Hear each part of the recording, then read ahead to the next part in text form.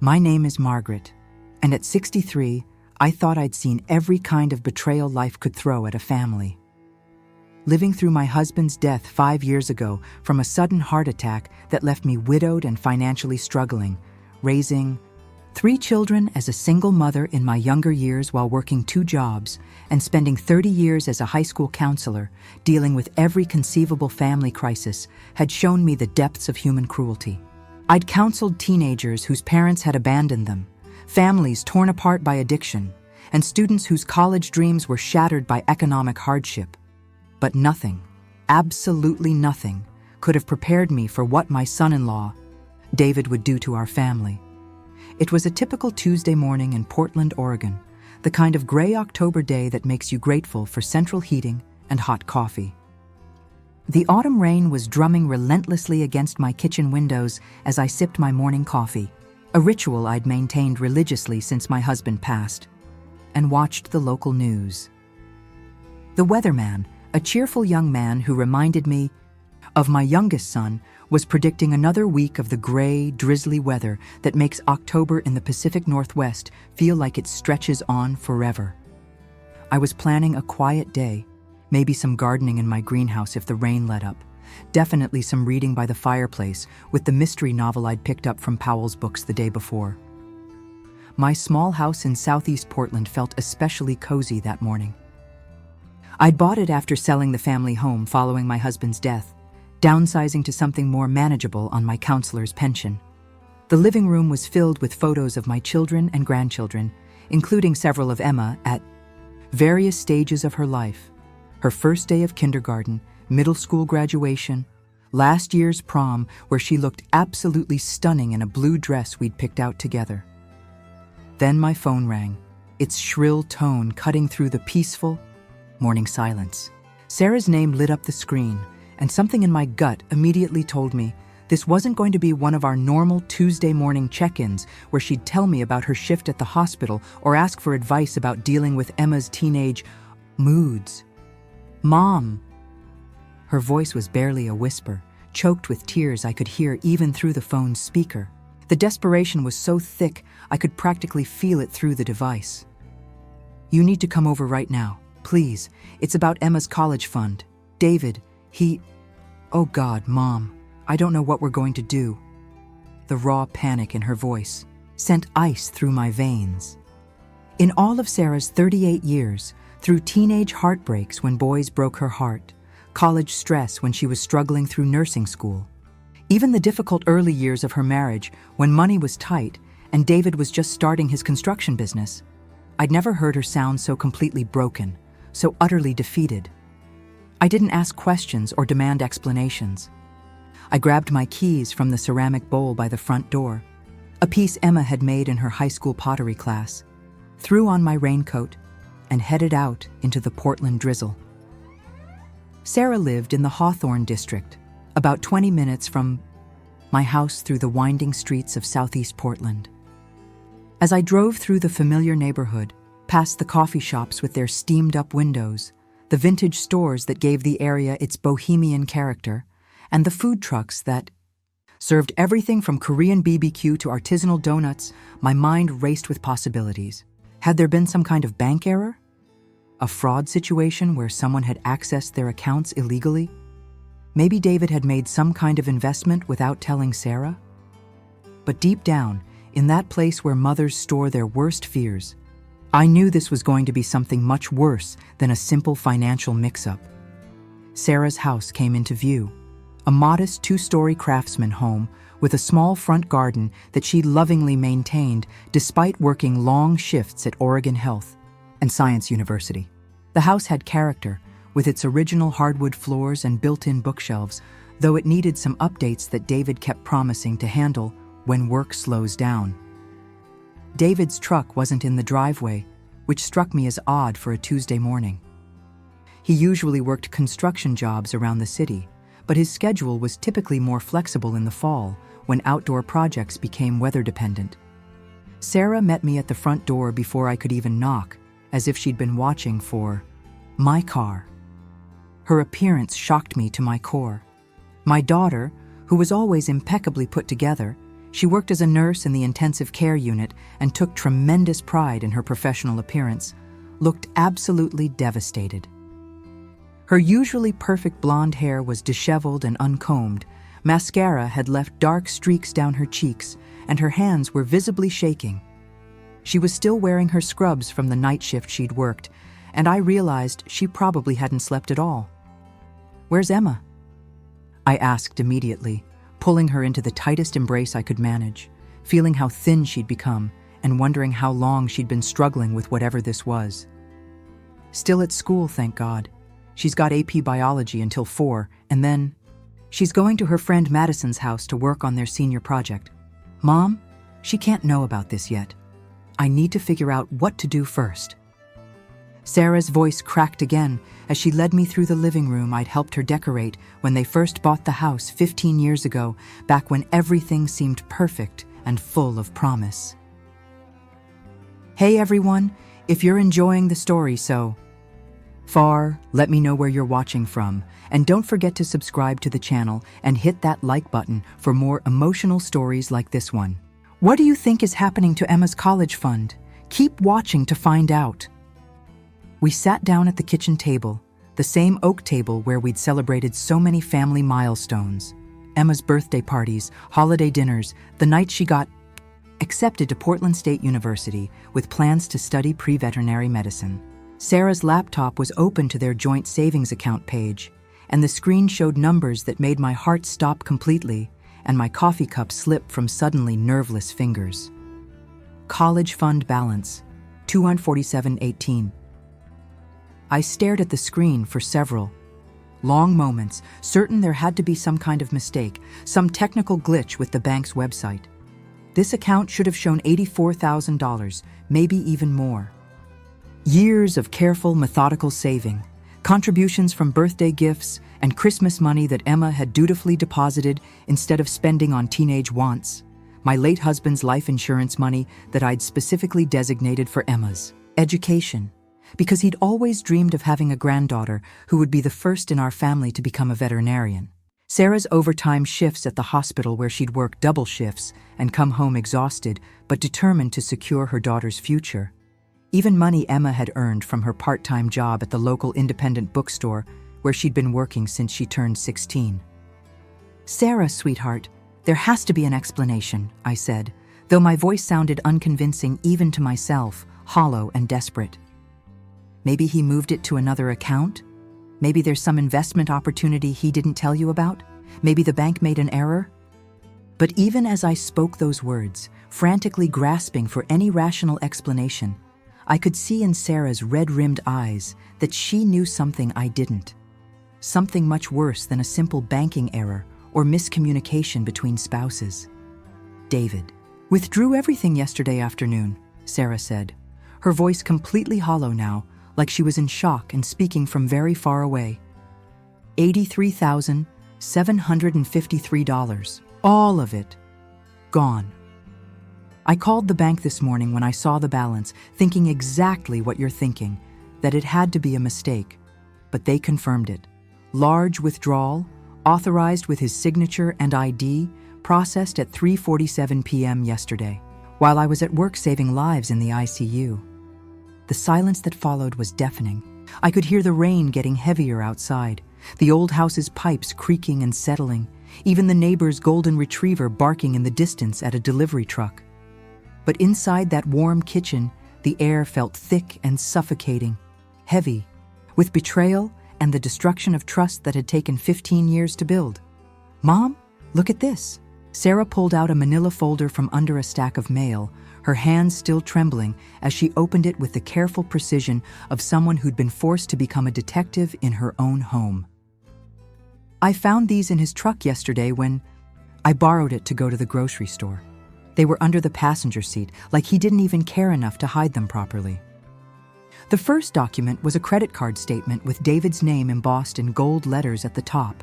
But it wasn't their joint card, the one they used for household expenses and that I'd helped them set up when they first got married. This was one Sarah had never seen before, a premium card with a credit limit that made my eyes widen. As I scanned the charges, my stomach dropped further with each line item, each entry representing another nail in the coffin of their marriage. The Nines Hotel, $450, October 15th. Le Pigeon Restaurant, $280, October 16th. Tiffany & Co., 8th Ave 247, September 28th. Victoria's Secret, $340, October 2nd. The Georgian Room, $380, October 8th. Nordstrom, $200, September 15th. Spa at Salishan. Resort, $650, September 20th. Powell's Books, Rare Book Section, $890, October 1st. The list went on and on. Month after month of expensive dinners at Portland's most exclusive restaurants. Luxury hotel stays at places Sarah had only dreamed of visiting for their anniversary. Jewelry purchases that cost more than most people made in a month. Designer. Clothing from stores that David had always claimed were a waste of money. And spa treatments that cost more than Sarah spent on herself in an entire year.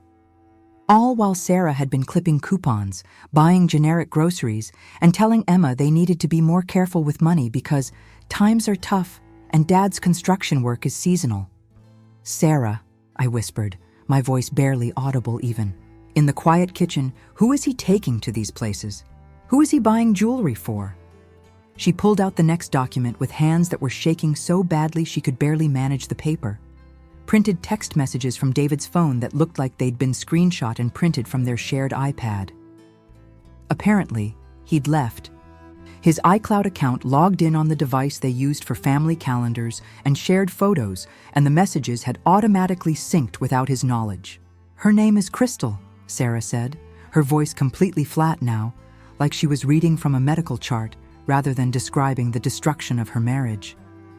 "Crystal Martinez. She's 26 years old, works at that new upscale bar downtown, the one with the rooftop deck that overlooks the Willamette River." I read over the messages, and each one made me angrier than I'd been since the day my husband died and left us struggling financially.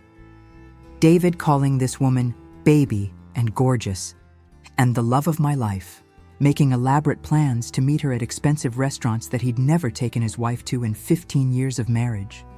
Promising her weekend getaways to Napa Valley and the Oregon coast, telling her he was almost ready to make the big move and leave his boring suburban life behind for the adventure we both deserve.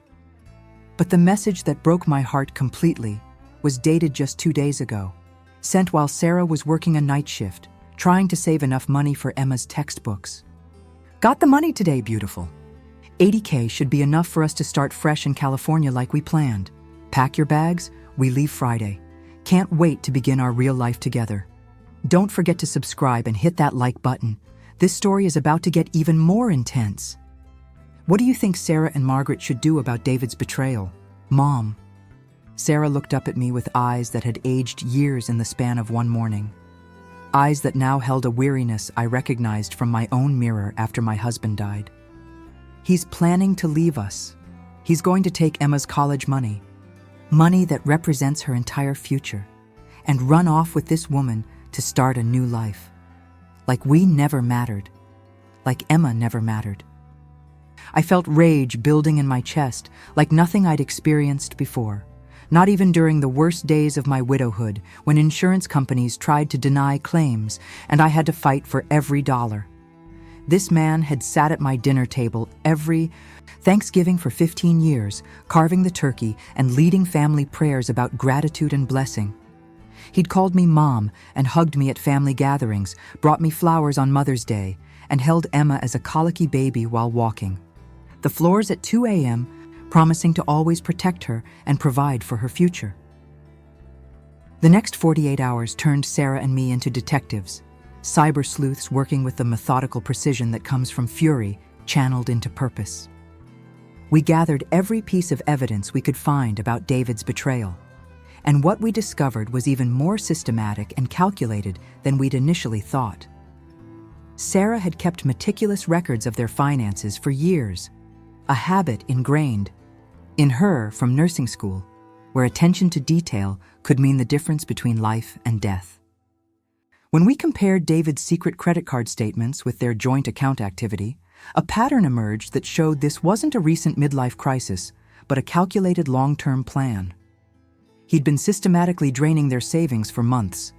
Not just the college fund, but also their emergency account, Emma's car fund, and even the money they'd been saving for a family vacation to celebrate Emma's high school graduation. Small withdrawals here and there, always with plausible explanations. Truck repair after that fender bender. New tools for the big Morrison project. Helping out my brother with his mortgage payment. Meanwhile, I used my connections from 30 years in the Portland school system to do some digging on Crystal Martinez. It turns out that networking with other counselors, teachers, and administrators across the city creates quite an information web when you need it, especially when you've helped hundreds of families navigate crises over the decades. My friend Janet, who worked in the unemployment office downtown, ran Crystal's name through their system. Crystal hadn't just lost one job recently, she'd been fired from 3 positions in the past 2 years, all for the same reason: theft. A high-end clothing boutique in the Pearl District, a jewelry store in Beaverton, and most recently, the upscale restaurant where she currently worked had all filed reports about missing cash and inventory shrinkage that coincided with her employment. Another contact, Detective Rodriguez from the Portland Police Bureau, whom I'd worked with on numerous cases involving at-risk youth, informed me that Crystal had 2 pending charges for credit card fraud and was currently under investigation for a romance scam, targeting older divorced men through dating apps. David hadn't just found himself a mistress caught up in an affair. He'd found himself a professional con artist who likely saw him as her biggest score yet. The irony was almost laughable if it weren't so tragic. David thought he was the predator, but he'd actually become prey for someone far more experienced in deception and financial manipulation. On Thursday evening, as we sat in Sarah's kitchen surrounded by printouts and documents that painted a picture of systematic betrayal, Sarah's phone buzzed with a text from David. Working late on the Henderson. Project again tonight. Don't wait up. Love you. We knew better. Crystal had posted on her Instagram account, which wasn't set to private, thankfully, that she was having dinner at River's Edge, an upscale waterfront restaurant in the Pearl District. The photo showed 2 wine glasses filled with an expensive Pinot Noir and bore the caption, "Celebrating good news with my baby. Big changes coming soon." That's when Sarah made a decision that surprised even me, showing a steel in her spine that reminded me of her grandmother, my mother, who'd survived the Great Depression and never backed down from a fight. "Mom, I want to see them together. I need to see it with my own eyes before we move forward with our plan. I need to witness this betrayal firsthand so that I never, ever doubt that we're doing the right thing." River's Edge was the kind of restaurant David would never have taken Sarah to in 15 years of marriage, always claiming it was too expensive for working people and not worth the money when we could get a good meal at Applebee's. The irony wasn't lost on either of us as we parked across the street in my Honda Civic and watched through the large floor-to-ceiling windows that showcased the restaurant's elegant interior. There they were, sitting at a prime table overlooking the Willamette River.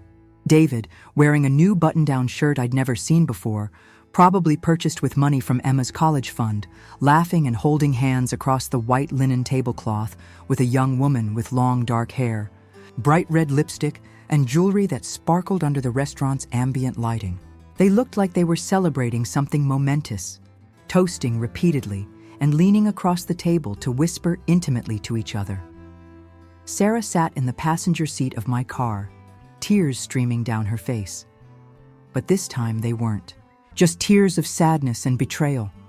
There was anger there too, cold and calculating and determined, the kind of anger that builds empires and topples kingdoms. "He looks happier than I've seen him in years," she whispered, watching her husband, of 15 years, laugh at something his mistress had said. "More alive, more engaged. He never looks at me like that anymore." "That's because he thinks he's gotten away with it," I replied, my own voice hard with resolve. "He thinks he's successfully deceived us, stolen our money, and is about to ride off into the sunset with a beautiful young woman who tells him he's wonderful. Sarah, are you absolutely sure you want to go through with our plan? Because once we start this, there's no going back. She wiped her eyes with the tissues I'd brought, straightened her shoulders, and turned to look at me with an expression I'd never seen before. Pure, focused determination mixed with the righteous anger of a mother whose child's future had been threatened. Mom, Emma comes home from Madison's house tomorrow afternoon. Tomorrow night, she's going to ask me if her college applications are ready to submit, if we've figured out all the financial aid paperwork, if everything is set for her to start pursuing her dream of becoming a veterinarian and maybe specializing in exotic animal care like she's been planning since she was 8 years old. What am I supposed to tell her? That her father stole her future to buy jewelry for his girlfriend? The plan we'd developed was comprehensive and legally sound. David had underestimated the two most important women in his life, and that was going to be his biggest mistake. Friday morning arrived with clear autumn weather. Emma had come home the night before, excited about college applications and completely oblivious to the storm brewing in her family. Sarah managed to keep her composure, around Emma with the skill of someone who'd spent years in the ICU, but I could see the strain in every line of her face. We were running on pure adrenaline and righteous anger. David left for work at 7:30 a.m., going through his normal routine, kissing Sarah goodbye, telling Emma to be good for Mom, even taking out the trash. If I hadn't known what we knew, his performance would have been convincing. 30 minutes later, Sarah's phone buzzed. Heading out of town for the Henderson project. Back Sunday night. Love you both. We knew this was it. Crystal had posted about her romantic weekend escape. Phase 1 involved Sarah's sister Jenny, who worked as a paralegal.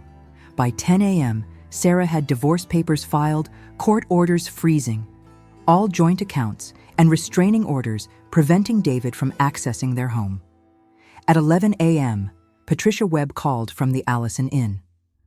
Patricia had been my student 20 years ago, and I'd helped her through difficult times. Now she was the general manager of an exclusive resort. Margaret, they just checked in.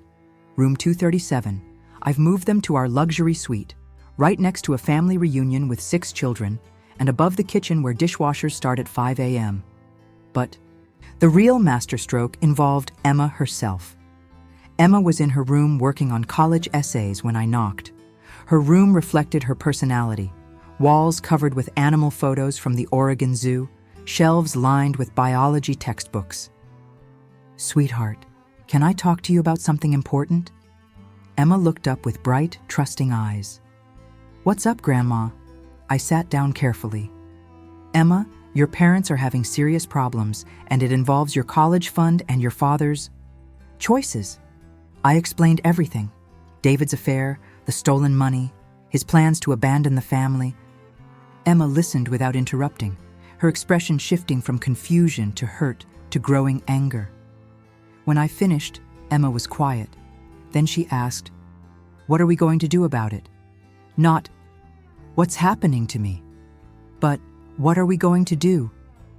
The question of someone ready to fight injustice. Your mom and I have a plan, but it requires someone tech-savvy who understands social media and viral marketing. Emma's eyes lit up. You want me to expose him publicly? Only if you're comfortable. This has to be your choice. Emma was quiet, processing. Finally, she looked up with determination that reminded me of Sarah at that age.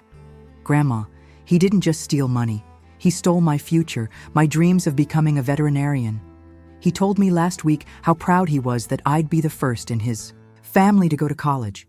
The whole time he was planning to steal the money we saved. She smiled with something predatory.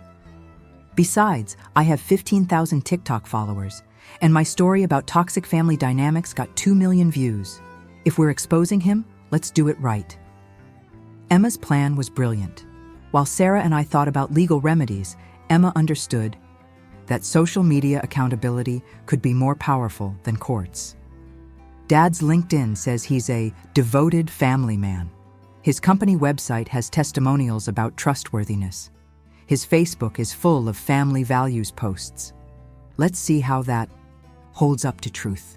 Over several hours, Emma crafted a TikTok video, part confession, part public service announcement, completely devastating. She'd always been articulate, but I was amazed at her composure. Hi everyone, it's Emma. Some of you followed my college prep journey. I have an update I never thought I'd share, but financial abuse doesn't just happen between spouses. It happens to children too.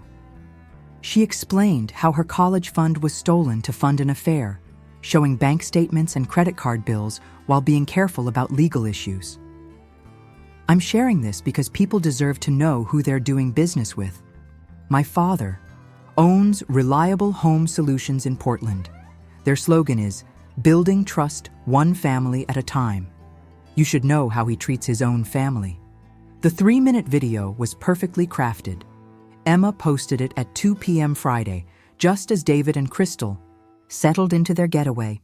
Within 2 hours, 50,000 views.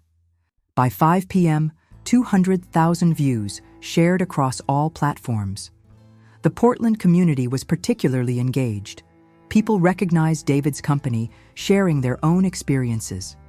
Some positive, but several came forward with stories about late payments and unprofessional behavior.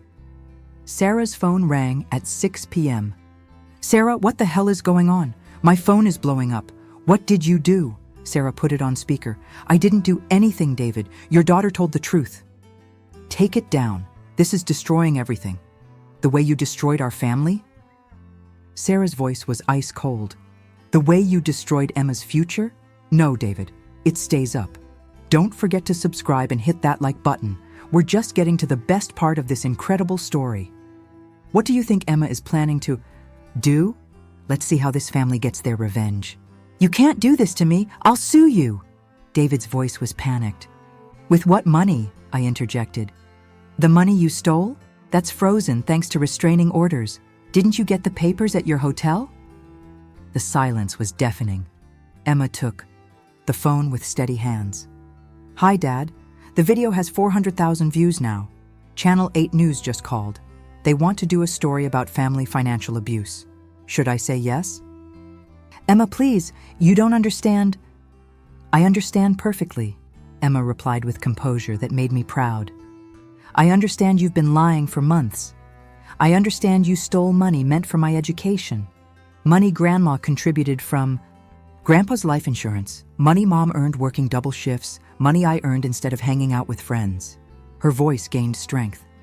"I understand that while Mom clipped coupons, you spent thousands on another woman. I understand you planned to abandon us, leaving me unable to pay for college." We could hear Crystal in the background. "David, what is she talking about? You said you were divorced." "The only thing I don't understand," Emma continued, "is how I ever looked up to you." David was quiet. When he spoke, his voice was smaller, desperate. "I can fix this. Just take down the video." "How?" "The money's gone, isn't it? You spent it on hotels, jewelry, a lifestyle you couldn't afford. How are you getting back $84,000? Another silence, punctuated by Crystal's meltdown in the background. "Dad, are you going to answer me?" But he'd hung up, ending 15 years of marriage and 18 years of fatherhood and cowardice. Emma looked at us. "I'm definitely doing that Channel 8 interview. People need to know financial abuse happens to children too." By Sunday morning, Emma's video had 2.5 million views.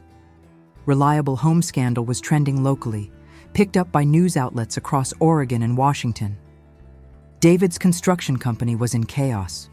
Phones rang constantly with contract cancellations. 3 major projects were canceled, representing hundreds of thousands in lost revenue.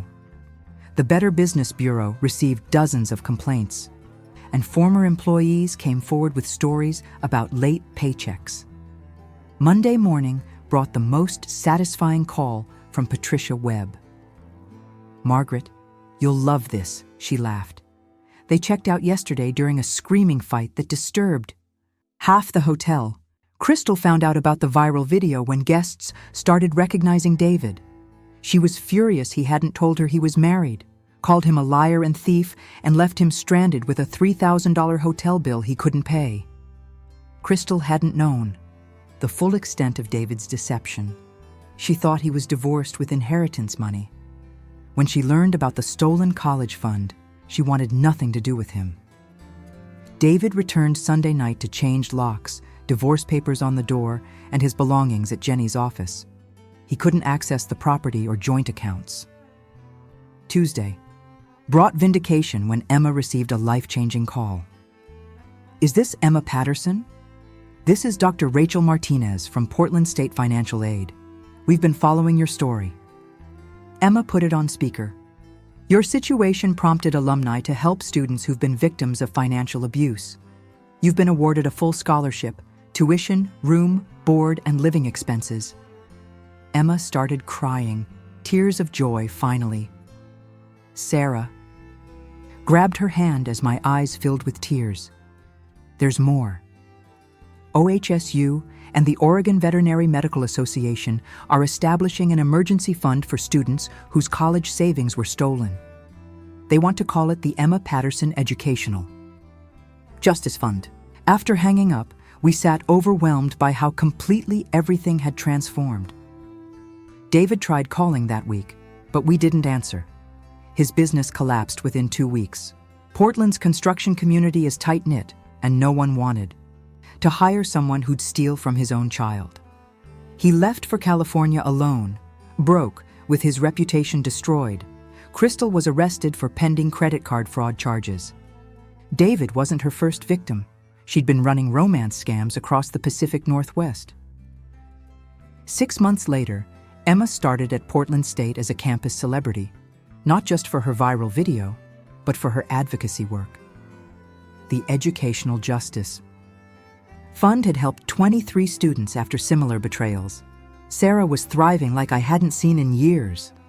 She kept the house, received half of David's remaining assets, and was building a life centered on happiness rather than deception.